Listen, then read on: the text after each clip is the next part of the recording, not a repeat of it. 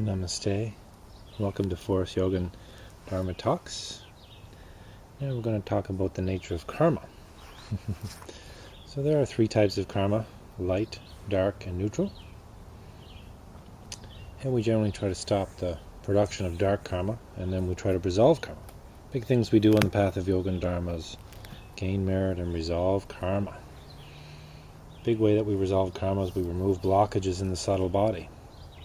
There's 72,000 energy channels. They all meet at the forehead or aperture of Brahma, third eye.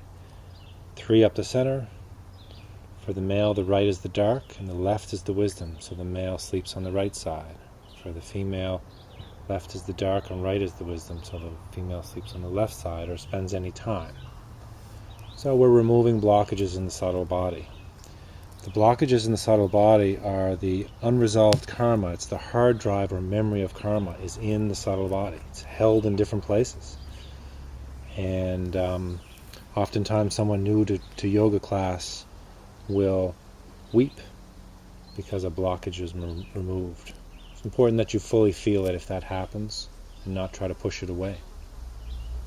So they call karma action yoga.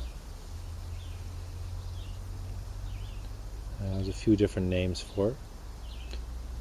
The laws of cause and effect, that's another one. So I'm talking about this in ways today that aren't really Tibetan or Indian. They're more Canadian or Western ways and very pithy instructions. So here's a little diagram of karma. You can see you there. And in general there are 3 time frames of karma. There's short cycle, medium cycle, long cycle. So the one with the arrow here means previous karma from previous lifetimes. So karma is like a bunch of roots. Sometimes they cross each other and trigger each other.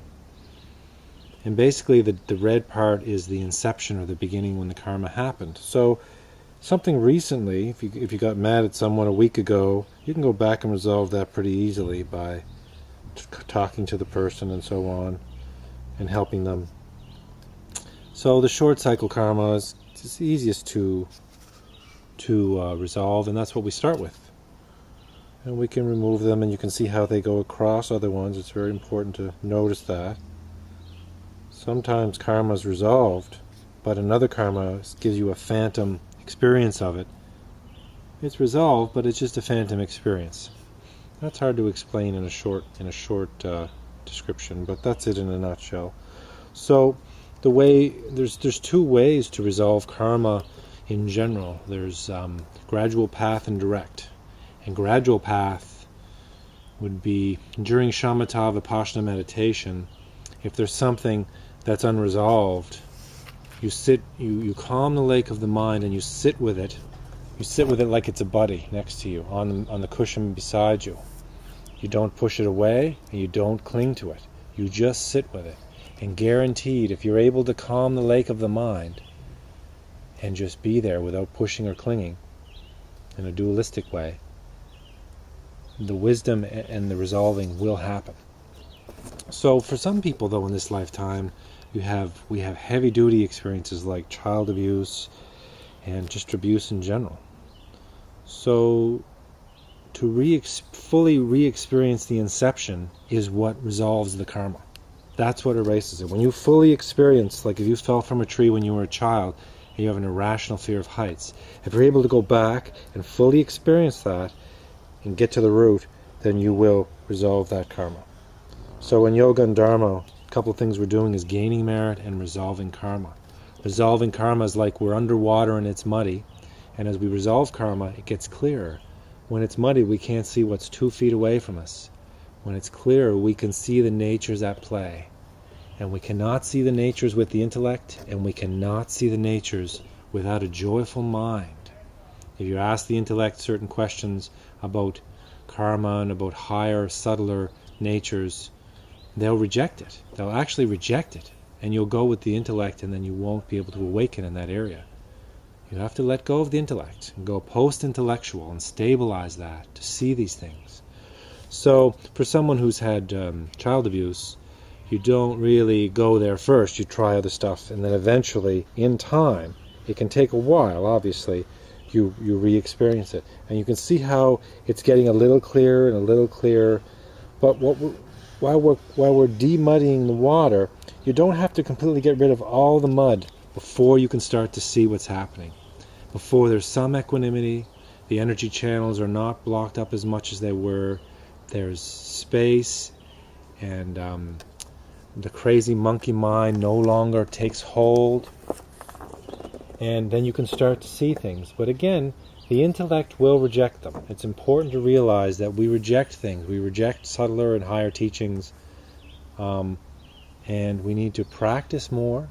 We need to create space in our lives, decelerate, and practice yoga and meditation, shamatha vipassana meditation.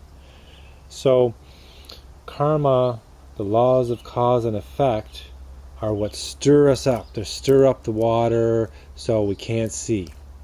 And so as we resolve karma, it's guaranteed. Once you pass a threshold, you'll start to see things, and you'll see them at subtler and subtler levels. It's like an app. After a while, you realize the app works. When you resolve karma, you can see more. And you realize that it works every time. It works almost the exact same way every time, but you apply it to different karma. So, this is what we work with. We work with this in life. The direct path, by the way, of resolving karma are the teachings like dream yoga, and in India they're called yoga nidra.